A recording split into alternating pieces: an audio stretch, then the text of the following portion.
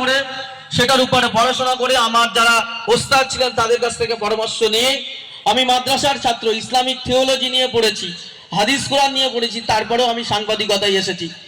হয়তো অনেকেই আমার পোশাক আশাক নিয়ে প্রশ্ন করেন, বলেন, কিন্তু আমি যে কাজটা করছি সেই কাজটা করতে গেলে আমি যদি এই পাঞ্জাবি পরে যেতাম আমাকে সেই জায়গায় আমাকে হয়তো যেতে দিত না।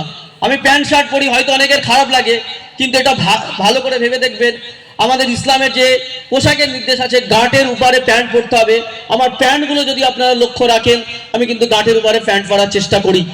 তাহলে আমি আমার জায়গা থেকে ইসলামকে তুলে দেওয়ার জন্য, ইসলাম সম্পর্কে যে মিথ্যা নেগেটিভ, মাদ্রাসা সম্পর্কে যে মিথ্যাচার করা হয় তার জবাব দেওয়ার জন্য আপনাদের গ্রামের ছেলে হিসাবে আপনাদের দোয়ায় সেই জায়গাটা কাজ করছি এবং সেই কাজে অনেকটা সফলতা অর্জন করেছি। আপনারা দোয়া করলে আরো বড় জায়গায় যাব।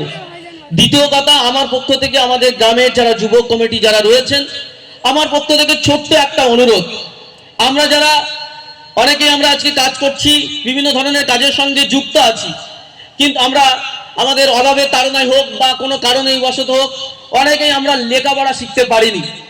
কোরআন শরীফের প্রথম যে শব্দটা নবীর কাছে এসেছিল সেই শব্দটা হচ্ছে ইকরা, অর্থাৎ পড়ো।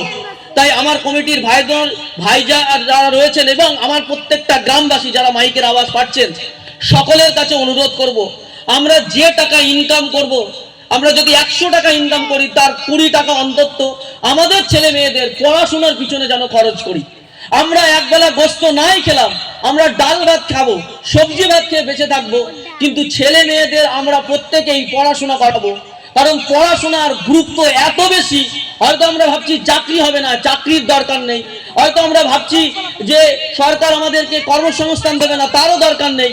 আপনার পেটে যদি বিদ্যা বুদ্ধি থাকে, কোনো না কোনো কাজে আপনি স্টেবল হয়ে যাবেন, কোনো না কোনো কাজে আপনি এই কাজ খুঁজে পেয়ে যাবেন।